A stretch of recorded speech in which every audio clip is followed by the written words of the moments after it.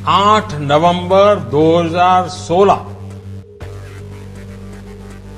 की रात्रि को 12 बजे से वर्तमान में जारी 500 रुपए और 1000 रुपए के करेंसी नोट लीगल टेंडर नहीं रहेंगे।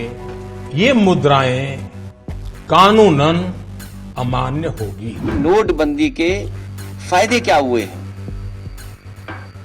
जो मास्टर स्ट्रोक था वो ब्रेन स्ट्रोक की तरह निकला।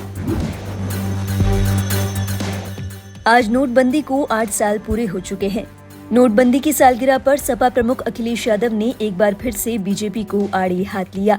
अखिलेश यादव ने इस दिन को काला इतिहास बताया और कहा कि बीजेपी के इस फैसले के चलते भारत की अर्थव्यवस्था चरमरा गई है। सपा प्रमुख अखिलेश यादव ने अपने आधिकारिक सोशल मीडिया हैंडल एक्स पर नोटबंदी की सालगिरह पर एक लंबी चौड़ी पोस्ट लिखी। इस पोस्ट में उन्होंने भाजपा पर जमकर निशाना साधा। अखिलेश यादव ने लिखा, भारतीय अर्थव्यवस्था के इतिहास में नोटबंदी के नाम पर एक पूरे का पूरा अध्याय सिर्फ काले रंग से ही छापा जाएगा।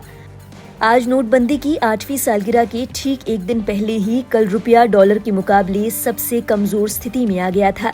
जनता पूछ रही है कि क्या ये नोटबंदी की कामयाबी की वजह से हुआ या भाजपा की नकारात्मक नीतियों की वजह से। अब क्या भाजपाई फिर कहेंगे कि देश के इतिहास में रुपया डॉलर के मुकाबले सबसे निचले स्तर तक पहुंचकर रिकॉर्ड तोड़ नहीं गिरा है, बल्कि डॉलर ऊपर उठा है। भाजपा ने अर्थव्यवस्था को अनर्थव्यवस्था बना दिया है। रुपया कहे आज का, नहीं चाहिए भाजपा। बता दें, ये पहली दफा नहीं है जब अखिलेश यादव ने नोटबंदी को लेकर भाजपा पर निशाना साधा है। इससे पहले भी कई बार अखिलेश यादव इसे भारत की अर्थव्यवस्था पर चोट करार दे चुके हैं। नोटबंदी के फायदे क्या हुए हैं? जो मास्टर स्ट्रोक था वो ब्रेन स्ट्रोक की तरह निकला। बीते साल अखिलेश यादव ने नोटबंदी को दुनिया का सबसे बड़ा भ्रष्टाचार बताया था।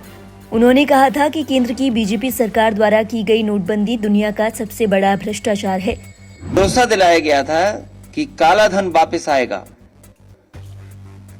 काला धन कौन लेके चला गया? कितनी बड़ी संख्या में भारत से लोग विदेश चले गए?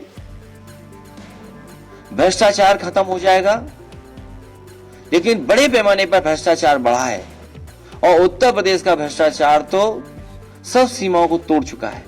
उन्होंने कहा था कि देश में जो धोखाधड़ी और 15 लाख करोड़ रुपए का नुकसान हुआ था, उसी की भरपाई के लिए केंद्र ने सोची समझी रणनीति के तहत नोटबंदी का फैसला लिया था। अखिलेश यादव ने दावा किया कि नोटबंदी के दौरान सरकार ने जनता का सारा पैसा बैंकों में जमा करा दिया। गरीबों का पैसा लेकर अमीरों की तिजोरी भरने का काम किया गया। अब एक बार फिर से अखिलेश यादव ने नोटबंदी की सालगिरह पर बीजेपी पर निशाना साधा है। बता दें, केवल सपा ही नहीं बल्कि तमाम बड़ी विपक्षी पार्टियां बीजेपी को शुरुआत से ही नोटबंदी के मुद्दे पर घेरती आई हैं। इनमें कांग्रेस भी शामिल है। गौरतलब है, 8 नवंबर 2016 को पीएम मोदी ने नोटबंदी का ऐलान किया था। 8 नवंबर 2016 की रात्रि को 12 बजे से वर्तमान में जारी 500 रुपए और 1000 रुपए के करेंसी नोट लीगल टेंडर नहीं रहेंगे। ये मुद्राएं कानूनन अमान्य होगी। इसके बाद से 500 और 1000 के नोटों को बाजार में चलन से बाहर कर दिया गया था।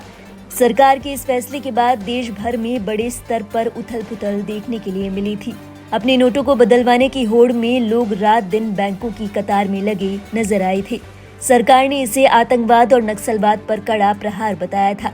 कहा गया था कि ये कदम काले धन और नकली मुद्रा पर रोक लगाने के लिए कारगर साबित होगा।